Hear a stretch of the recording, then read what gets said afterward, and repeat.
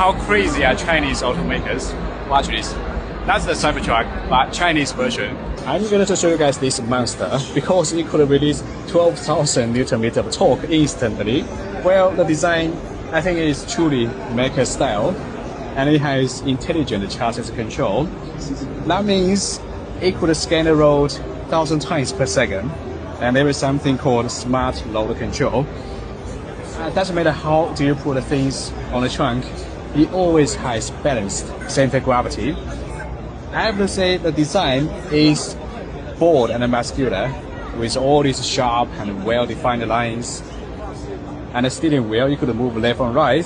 That's truly global vehicle. I think it's more futuristic design and with more aggressive, like the fittings at the front. The price around 41K. I mean, so what